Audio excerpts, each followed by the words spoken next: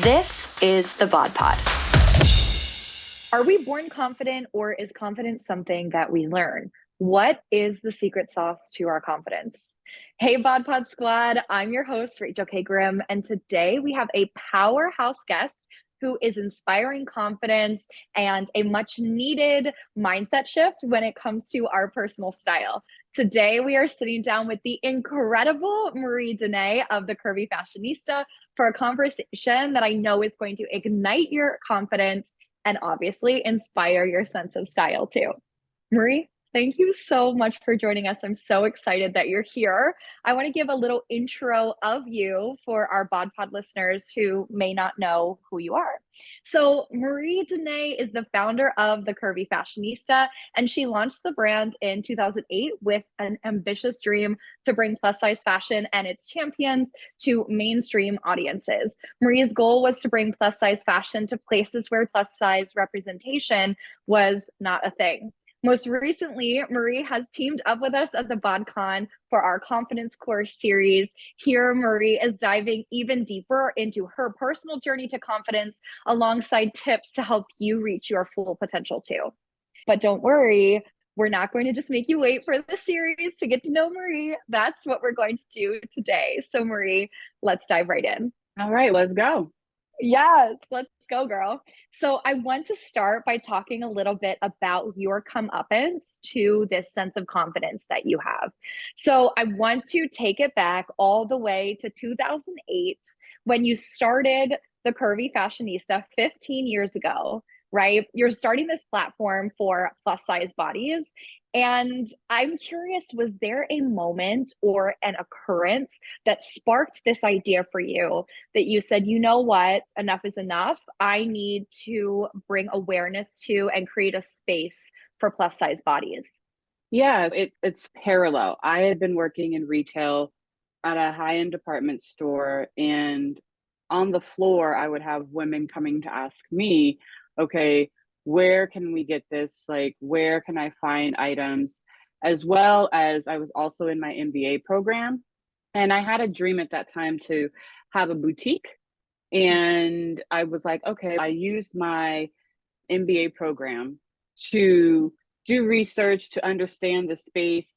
I started on Blogspot, and I was in a couple of, oh gosh, what is the name of those live journal communities? The Fashionista community.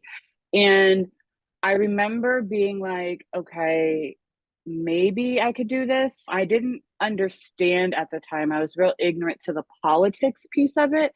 I just wanted cute clothes. And I wanted to talk about, because I was finding and I would know some of these brands that had plus size options but weren't available in store. That's where I found Rachel Pally, who had been carrying in Nordstrom's at plus sizes. So I was like, Wow. yo, like you can, Rachel Pally has an option. Like you can go there. I'm actually wearing Rachel Pally right now. And Yeah, it's so cute, by the way. Anyone who it's is so just, comfy. yes, it's so cute, so comfy. Anyone who might just be listening on Spotify or Apple, be sure to check out our YouTube because Marie looks amazing. Like, you look so good. Thank you. I recognized that there was something, I had no idea what it was, but I just started, funnily enough, on Christmas Day because I couldn't go home. I was living in Oakland at the time, and I couldn't get home for Christmas because I had to be back. Working in retail, you had to be there for the day after Christmas sales. Girl, yes. Yeah. We So love to for me, shop, but not to work. that part. So for me, I ended up launching on Christmas Day, and my goal was to show different designers that I was finding so that I could then carry them in my boutique. So it Yeah. was like just a marketing resource, right? Here's something available. Here are some of these different brands. And from there, it just has grown and evolved. Wow, I love that it originally started as this boutique idea and grew into something that became so impactful for women. Yes, a resource, but also a resource with great impact. So I'm curious off of that. Obviously, media has shifted so much since you first started. You said it yourself. I started on Blogspot, which is so iconic. I literally was talking about doing this interview and I said, Marie to me is like an OG blogger, right? An OG fashion blogger that we look to when we think of the women who really came up in this space, like showing us that we could do this too, what we could wear, that we could feel great. So I'm curious, as you've seen this media transition since 2008 over the past 15 years, what has that impact been, the media impact been for the Curvy Fashionista? Positive, negative, all the things. I think it was really a journey of me realizing what I was building, right? So for me, Yeah. as I was growing, now I don't even acknowledge myself as a blogger or an influencer. Like Yeah. TCF is a digital media platform. I am a digital publisher. I've only recently understood what that means to then further unlock like capabilities, resources, education to improve upon that for myself. But what I will say about media as a whole for plus size, like the growth of the plus size space is in direct correlation to the growth and advent of social media. Yes. It is intrinsically tied because for so long you had marketing people, industry people telling us this is how you should look. This is Mhm. how we see you. This is what we feel like you want to wear. Because in their head, plus size women were women in transition. Oh, we're going to be losing weight. We were hiding away. We didn't want to stand out. We didn't want to call attention to. It was like a message to, oh, we don't really care about ourselves. But once social media and these platforms started to arise, like it gave us a voice, it gave us platform, and it democratized fashion where we used our voice to and our images to show up and be like, nah, this is what I want. To Yes. literally challenge and push against the stereotypes, the archetypes of a plus size person. And so it really was empowering. And it was also a lot of, I don't know what I'm doing, but I'm going for it. I'm having fun. There are a lot of life lessons. I've made a lot of mistakes. I have grown a whole lot. And I think what's really important about this journey is allowing to give myself grace and acknowledge Mhm. and learn how to acknowledge and recognize myself in this process. Mhm. Because for me, what I don't want to do is go through any of those mistakes again. Two, what I want to do is like really understand and take a moment to just recognize myself Mhm. because I think I can get so caught up in the work, but it's allowed for me to really understand and learn and really just live my passion. Yeah. I love how much you touch on the politics of fashion and the fact that you speak to that voice because you're so right. You know that we've had on the podcast Sarah of Curvily, and we've talked a lot about the politics. We all had the opportunity to speak on the Bod Talk together, and you both hit on that. The fact that at one point it was made to seem as though everyone was just in transition. So plus size fashion wasn't a thing, when in reality, it was always a thing. There just wasn't the representation. And now the representation is the real people, the real bodies, right? Having that voice, having that platform. And it's so awesome to look back at your platform evolving in that way, always having that voice. And now, even more so, having that voice and that growth. And I want to ask the question of, do you feel like it has been mission accomplished for the Curvy Fashionista, knowing that this mission is to represent these plus size bodies and make people feel more represented and less absent?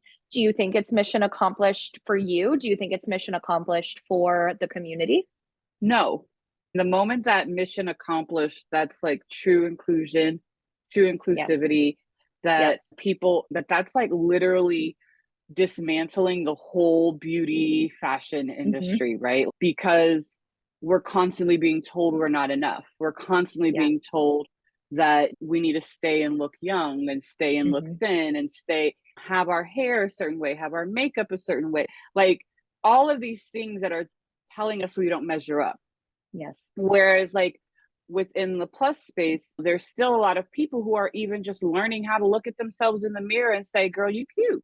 So we still have a ways to go. And as far as TCF, like I've literally just like transitioned into media. So for Yeah. me, I'm understanding and I'm now in a space learning, okay, what capabilities do I now have? Like I'm learning about what it means to be with servant-based leadership. I'm Mm. learning what it means to what tools are coming out, what new tech stuff. I'm now like, okay, what conferences do I need to be at?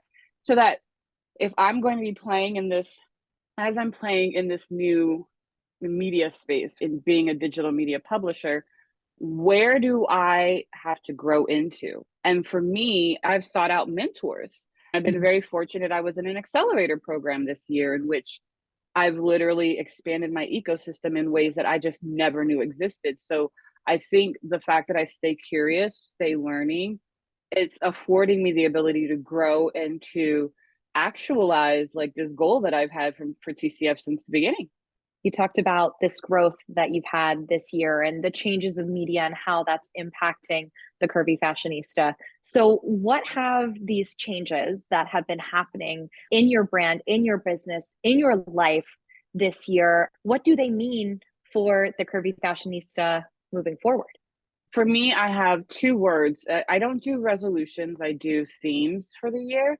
For me, it's been foundation and exploration. And Yes. so, foundation for me is expansion is really about foundation. And so, Mhm. like, expansion and foundation are linked for me. So, it's really been about going back to the basics, like, really looking at operations, financials, and any additional knowledge that I know that I'm missing. So it's like me asking questions to other publishers. Hey, what does your day consist of? What do I need to be focusing on? How do I shift? Is there articles that I can read? And really just like learning the operations of things, right? Because I've been pursuing this so long from a place of passion that I had Mm. neglected the business. And so now it's a focus shift. Instead of swinging the pendulum one way or the other, I'm learning to bring it into the middle. So that means I have to give up some things. I'm not writing on the site as much. I'm going to have very specific, I'm going to have a little column, right? Because now I have a managing editor who is like slapping my hand. No, I'm working on this. I'm like, okay. And allowing them this and giving them that space to then show me what they're working on versus, you know what I'm saying? So it's a Yes. mindset shift where I remember my one of my mentors was like, Marie, you have been so passion focused. This has been a baby of yours for so long that you've been focusing on the content to create revenue. You now need to focus on the revenue to create content, which means, Marie, you now have to become an ambassador of your company. You have to go out there, build relationships, be visible. And I'm like, what does that mean? Because I haven't really been visible. Mhm. I used to be a little bit more visible, but I really got my excitement on helping shine a light on other people, providing Yeah. resources, like being of service in that way. And now it's time for me to show up and show out. And I'm still learning what that means and looks like for me. I have heard from so many women in business who say that exact same thing, where they're like, I've been behind the scenes because I have this ultimate goal and I'm just trying to push that goal forward and allow other people the space to bring that goal to life.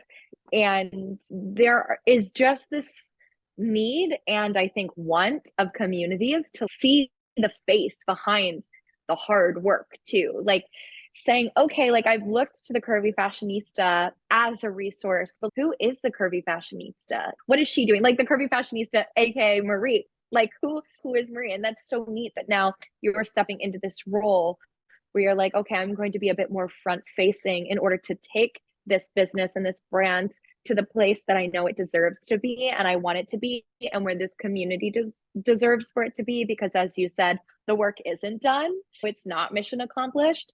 And doing work like you are is going to allow us to get closer to that mission accomplished.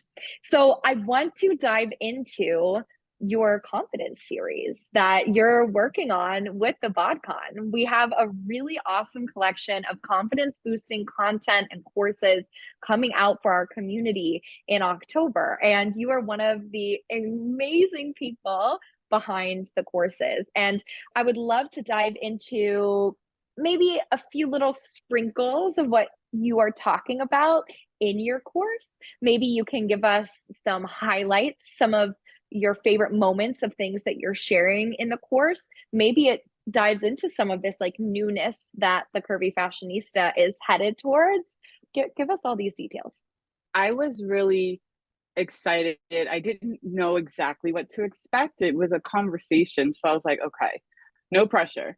For me, being able to share my journey, and in this series, I talk about learning how to trust myself. And I talk about how it's important to both learn how to recognize what you've done and to acknowledge the things you're doing.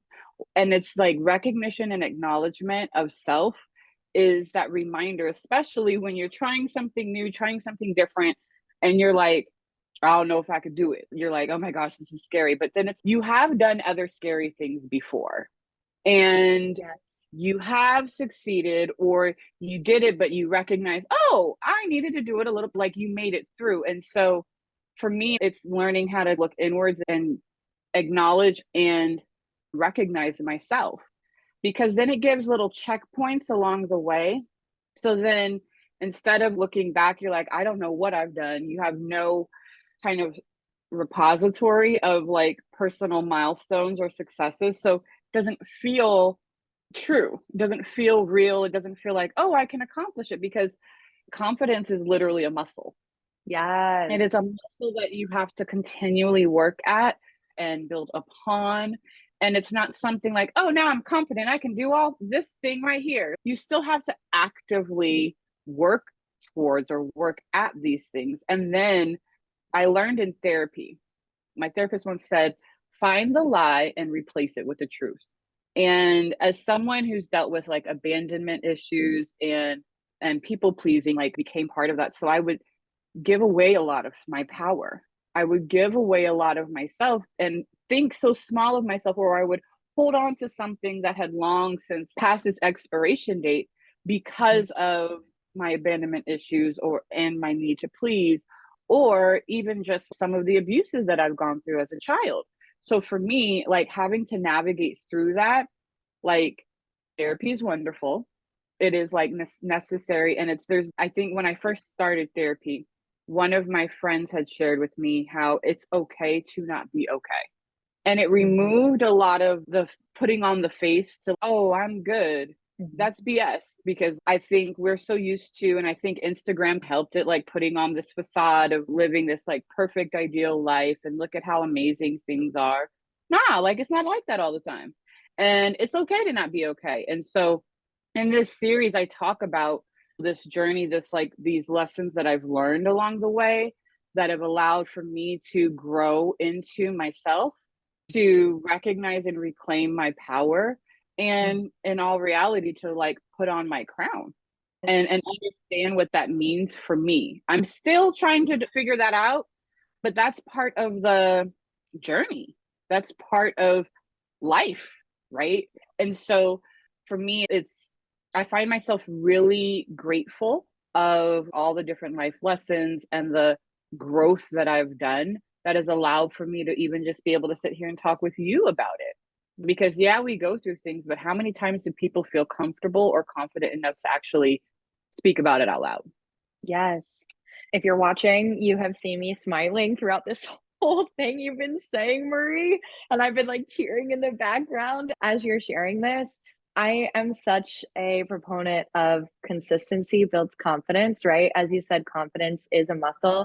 And when we consistently show up for ourselves, we are building confidence in ourselves that we can do it again and again. As you said, sometimes the biggest proof is our past self, looking back at our past self and saying, girl, you've come through this, you've been able to do this, so you can do it again. It might be a little bit different, but you can face it, you can do it. And as you said, it's a journey. It's not always easy, but that consistency, continually doing that for ourselves really does build that confidence and build that trust. And I'm so excited for people to get to listen to your course. I'm so excited to get to walk through your course because I'm sure it's going to be so impactful from what you just shared and the woman that I know that you are. But I'm curious if someone could take just a tiny little takeaway from this conversation today in terms of that learning to trust yourself, learning to have that confidence in yourself. Is there like one key takeaway that they could have from this conversation that they could start applying to their life while they wait for this course to come out and they can access all of your goodness? Like my mind goes in so many different directions. It's I think if anything, I would challenge you to go and do personal inventory and start like recognizing different moments of successes. And don't immediately try to water it down or Mhm. minimize or excuse it. Or sometimes we're like, oh yeah, I did that. And we'll just be like, whatever, well, whatever it. No, sit in it. Sit in those Yes. moments of where you really felt good. Why did you feel good? What was it about the feeling good that felt different than other times? Allow yourself to recognize and acknowledge yourself in different moments. I feel like that's probably going to be like the most important kind of thing when we start shifting our mind, because I am a Virgo. Okay. I am naturally analytical. It's your season, girl. It is I guess just passing, but just it's passing, yes. But I am a Capricorn moon and a okay. Cancer rising. So I am an emotional, I am an ambitious, and I am a analytical, self-analytical perfectionist. Hmm. So when my feelings get hurt, I retreat, Mm, right? But yeah. I'm so ambitious and I have the audacity to envision all these big things for myself. But I'm also like analyzing and looking at everything like, oh, I could have done this, I should have done this. But I have to learn how to quiet some of those things. And again, for Yeah. me, what my biggest lesson has been finding the lie and replacing it with the truth. So, in order for me to do that, it's about recognizing the things that I've done, Mhm. acknowledging myself in that process, and Yes. also learning how to give myself grace, because you don't know what you don't know. Yes. And sometimes I think, like in this journey, it's easy to project like your thoughts and your insecurities or your assumptions onto other people. And I think once you realize like everyone's in their own process and along their own journey, you learn not to take things so personally, Yeah. or you learn how to separate some of those Yes. things. Yes. Because how you like I remember reading something that was like how they what they think of you, how they feel of you is not your business. Mhm. And it's really hard because I'm a sign of service. So I want to make everyone happy. I want to make do all the things, but it's a reality. And so I Yeah. acknowledge myself like what? Like you moved in good faith. You had the intentions. Yes, you messed up here. I'm constantly analyzing myself and Mhm. criticizing myself. And so that has allowed for me to grow, to learn how to like woo-saw Yeah. and give myself grace in this reflection, so that like I don't want to repeat something, because universe has a funny way of doing that. So I will take those lessons and try to apply them as I face or grow through new things. Yeah. I think that's probably like the biggest thing I could have someone just like start learning how to recognize yourself in these spaces where your strength, your Yeah. funniness, your smarts, your talents, whatever those things are, and even those milestones. But you see it often. I am the person who I dreamt of 10 years ago. I am like thinking about, oh, when I was 20, I wanted to do X. I'm doing this. Like giving yourself that recognition allows for you to then feel full. And we're operating in a space of abundance versus a space of Mhm. lack, because that will allow for you to not have to feel like you need to seek it out Mhm. elsewhere. You Yes. have it all within yourself. Something that I realized early on in my journey was that there are a lot of good days, there are a lot of high highs, right? But there are a lot of lows as well. And I love that you called it a personal inventory that you take for yourself. Something that I've done along my journey that I'm sure you can relate to on this is when I have successes, I literally write them down. I have a notebook that is just of my successes, which might seem a I little love like, that. thank you. It No, could you seem need like it. too much, but you do, because there are days and sometimes more than days, weeks, months, years where we're just Seasons. not Yes, seasons. That's a perfect way to say it. There are seasons where we are just not feeling like our best self. And we feel like we Mm-hmm. never have those wins. But when Mm-hmm. we have a place, that personal inventory exists, we can look back on it, just like we said earlier, and say, oh no, like I have done this thing, right? It's okay. It might not be my season of doing it right now, but that season will come again. That for me has been like one of the biggest game changers. And so I love that that is a tip that you gave, that we all can take away and do that and take that personal inventory, because I think we have a lot more wins than we think we do. We just are Right. so much more focused on what we have to do versus what we have done. Right. And it's so easy to focus on what we don't have versus Yeah. what we have. And that goes back to being in a spirit and in a space of gratitude and an abundance mindset versus lack. Like when I tell you, girl, I've been doing the work. Okay. I've been doing the work. There's a journal, I'm actually looking at it, called The Magic. And Mhm. I do, it's from the people who do The Secret. So it's like a month guided gratitude journaling practice. Okay. And it literally, every day I have to write down 10 things I'm grateful for. And Yes. it starts to reprogram your mind and how you look at things. So, yes, things happen that hurt your feelings. Like Mhm. for me last week, I had something hurt my feelings, but then, like, immediately I'm like, but Marie, like, you've done this, or you've had this, or you can't do all the things, and you have fallen back a little bit. It allows me to catch myself before I go down the Mm. slippery slope of, oh my God, but I'm horrible. And like they didn't, or whatever story, whatever lie I want to slip into, I'm able to catch myself, right? Yeah. And be like, you know what? Now I'm grateful for being able to catch myself because Yes. of that whole mindset shift. And that kind of helps me continue to build as opposed Mhm. to chip away at the growth that I've done. Or journal, your success journal.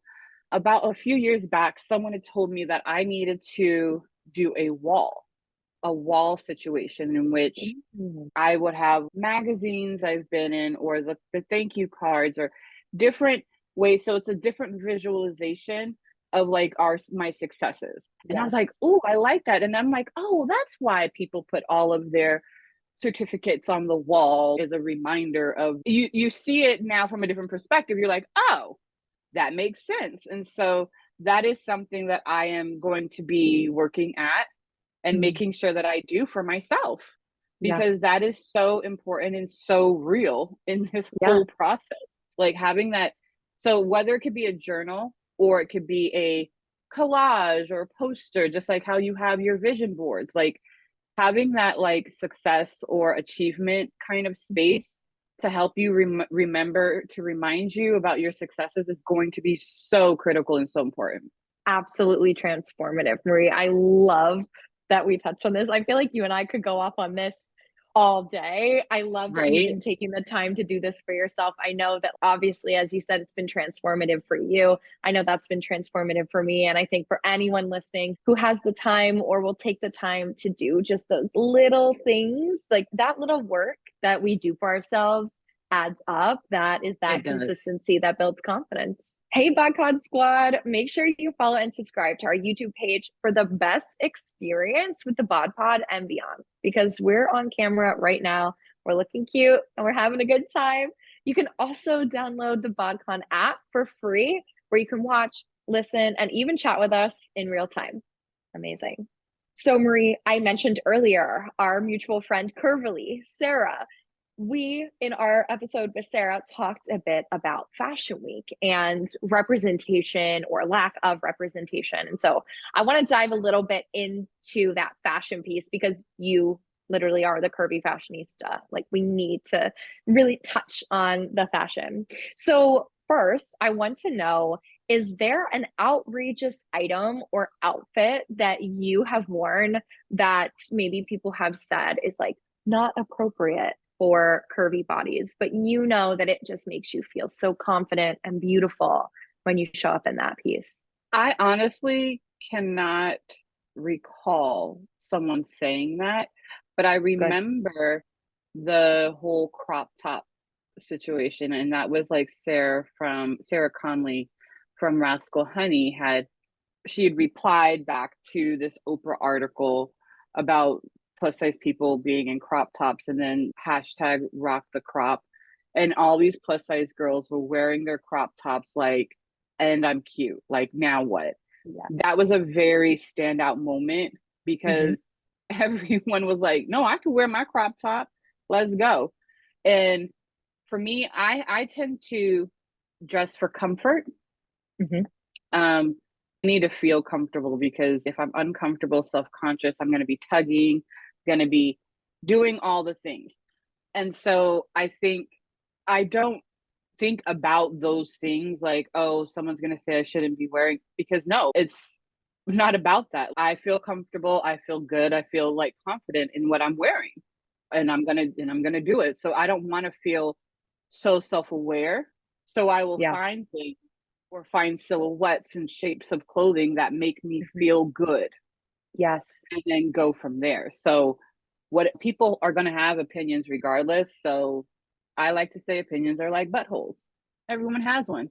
Isn't it so true? The feel good, look good. If you feel good in what you're wearing, as you said, if you're comfortable and you're not like tugging and like trying to fit into a size pant or top just because it's a certain size, but you're just wearing what works for your body, like you feel better. And ultimately, like truly, you look better. Like the level of confidence that you show up in when you wear that is just, are there any designers right now that you're looking to for plus size inspiration? I know you've mentioned some that you looked to back in the day, and obviously we talked about what you're wearing today. But is there anyone that you'd love to shout out for those who might be curious? Yeah, so I have to give a shout out to Jabri because she has been consistent. Jasmine Elder of Jabri has been consistent in her own innovation, her own Mm-hmm. perspective. Never, it's always about like standing out, being bold, celebrating self. Yeah. And I really appreciate her pieces and what she brings to the space. I would also say Hillary McMillan. She is a designer who is based out of Canada. So she gives us like a Barbie pink pleather, like knee length jacket, right? And she started adding in like plus sizes up through a 4 or 5X, like 4-ish years ago, 4 to 5 years ago. And I just will never forget, she did this one jacket that goes to the knee, but it like unzipped at the waist. And it Cute. was part of like this fall suiting situation. And I was just like, who are you?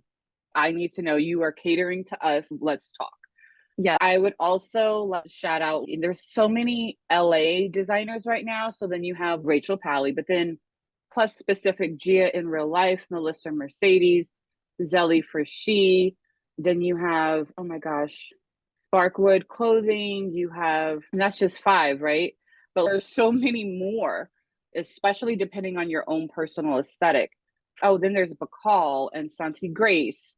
And these designers are contemporary. So they do have a little bit of a higher price point, but they're more limited in quantity, but they have a Mm-hmm. very specific aesthetic and perspective that I appreciate. It may not always be what I would wear, but there are Right. elements that just are so romantic or edgy or bold or unique to them that we don't have in this space. And I would love to see more on a grander scale. Like you have Christian Omoshun, who's designing bridal and prom gowns right now. But you have so many different designers. You have, oh gosh, Renee Tyler out of Las Vegas, who's literally who has a shop on the Vegas strip, the only plus size brand on the strip, right?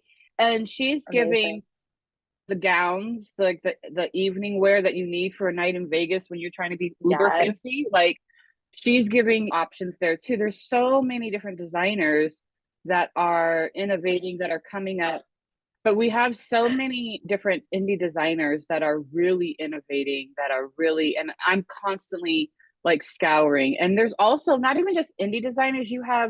I'm really impressed with Good American and Yes. how they continue to include plus sizes. Like they literally just opened up a store in LA, and they include plus sizes in the store. And I saw so, that. It's about and, time. and for me, it's something that I hope other straight size brands are paying attention to, because it's the good American brand. Like that Mhm. they could prove, what's the word? Proof of concept, that can then show and share, okay, we could do it. They did it. Like, okay, we could do it too. You know what I'm saying? So Yes.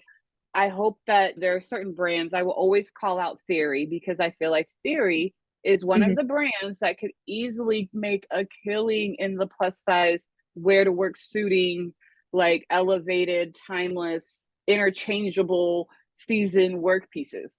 They're tripping. They need to hurry Where up you and get at? to it. Yeah. I So love that you called out Good American. And I know that they've talked a lot about how a store can't carry their brand unless they have all of the sizes. And then obviously to what you're saying, like it's their own standalone in-person store. So obviously they have all the sizes, but it's so nice to see brands like that doing that. And we are seeing more show up with the actual inclusivity, not just having a token model or a token piece, but truly an entire plus size collection. mannequins, Yeah. like the same pieces. I think that's the key, right? Is like when you grade and size, when you do grading is literally creating the size ranges. Like the item on a plus body should look exactly the same on a straight size body. Mm-hmm. And oftentimes, or in the past, we never got that. Yes, I want a mini skirt. Like she's in a mini skirt. Why does it come to my knee in a plus? Yeah. Yes. Or so we want the exact same thing. So it's really important to have and create that consistency. And we clock it immediately if it's not being done. It's so ripe for the taking right now, especially with all of these mergers, leadership changes, brands entering, brands leaving the space. Like it creates like these holes of opportunity, especially when Yeah. only 12% of all clothing is made in plus. Even though we make up 67% of the US population, literally the opportunity is vast. Yes. I love that you called out those brands, both like big name brands and indie brands that are serving the plus size community in the way that, as you said, like we want to see those clothes like being produced. So thank you so much for shouting them out. As we've said, like you literally are a resource for curvy fashion. Hello, Curvy Fashionista. And so I love like hearing those brands from you. But Thank you. Marie, yes. Before I let you go, I want to ask you a few more questions. Marie, you shared with us some of the changes that are going on with the Curvy Fashionista. You have shared with us some takeaways that we can look forward to in your confidence series that you filmed with the BodCon. And now I want to know, is there anything in the pipeline that we can look out for that's coming from the Curvy Fashionista? Ooh, nothing that I could share just yet. I'm still in the transitional phase of things. Mhm. So there's like the pre-planning of, but there's a lot to becoming spaced out Mhm. strategically, especially because like for me, I have a tendency to want to do all the things all at one time. And I have learned that I can't. So I Yeah. have to be controlled. I have to be slowed down. So I think for me right now, it's just a continual transition. So you will see different changes, subtle. One of the things that we are bringing back, I can say that we will be relaunching our community. And we used to have a Yay. membership community platform, Mhm. but I was trying to do all the things and I'm only one person. Mhm. And so now I'm like, okay, let's game plan, let's strategize. What does this look like? What inputs like, and really thinking about and planning so that we can execute properly. Again, like this is just a sign of my own individual growth. Like execution is the name of the game. And in order to be consistent, you have to learn how to execute. And I have to have like folks who know how to do that. So for me, it's really about seeking that out, understanding and taking the times for me to write out what I want to do and how I envision it, and being able to properly communicate that vision with other people and have the folks to help build this in a way that's like really empowering and Mhm. impactful for myself, but Yeah. also for the team that I'm building, and then also for the community I serve. So it's really about me learning how to be that effective, that ambitious and inspiring leader to help really understand the difference, because there's a difference between a founder and a CEO. They're two different mindsets. They're two different worlds. And I was going like this, unbeknownst to me, like moving in and out of. And so now as I'm shifting from the founder to the CEO, like I'm learning what I need to do, how I need to be, how do I show up? Yes. What's going on right now is just a lot of transition, a lot of small, subtle changes to become like more idealized in where I see us going. I cannot wait to see where you're going and what that looks like to us as the outside world, because I know from what we've talked about, when we do the work for ourselves, it projects into everything that we touch, and everything that you've done for the Curvy Fashionista thus far has been impactful. It has been an awesome platform. And so literally, girl, this is like next level. This is truly the level up for the Curvy Fashionista. I'm excited. I'm like so here for it. Such a nerd. And I'm over here getting excited about like new techie tools or techie resources, because I see the bigger picture and I see how this will value add to like operations or data or scale, like all these things. And so I'm like, let's go. What can we expect from you in the BodCon Confidence Series? My hope is that people will be able to relate in the journey that I have taken, and they could see parts of themselves, and that they have some actionable tools and resources that they're able to then to apply to themselves immediately, whether it's you doing mirror work or journaling or just learning how to stare at themselves in the mirror and be like, hey girl, you cute. Like the smallest element, even just showing up and being like, okay, let me figure out what the series is about. Like that is, for me, I want people to be able to relate and understand that they're not alone, that they can acknowledge that confidence is a muscle that needs to be built day by day, week by week, month by month, season by season. And to be able to release some of that pressure that they feel that they like, that society has placed on them, that their family has placed on them, that their community has placed on them, and to really just strip all that down, and then to learn how to start pouring and building themselves back up in the way that they're seeking, with tools that work best for them. That is my hope. We cannot wait to see what comes out of your confidence series. It's going to be so good. I can't wait. Be sure to go and follow Marie there. And if you're not already, give us a follow at the BodCon on Instagram, where you'll have all of the updates on the confidence series coming out. So you'll see everything that Marie has talked about today and more. If you haven't already, be sure to subscribe to our YouTube channel, where you can see us in real time having this conversation. Like we said earlier, be sure that you go and follow us on our app as well, where you can see this content, and we have chats there happening all of the time, so we can talk about this. You'll have updates on the confidence series there too. And Marie, thank you so much for being here today. We appreciate you so much. You have given us so much confidence today, great tips and resources. And obviously there's even more coming from you soon. So thanks so much for being here. Thank you so much for having me. Thank you. You're welcome. Okay, guys, we'll see you soon. Thanks so much for joining us today on the BodPod. We release on all podcast streaming platforms and now YouTube too. Subscribe to our channels to be the first to know. Want to talk all things body confidence, enter amazing giveaways, and hear updates about the BodCon 2023? Find us on Instagram at the BodCon. My name's Rachel K. Grimm, and I'll see you next week.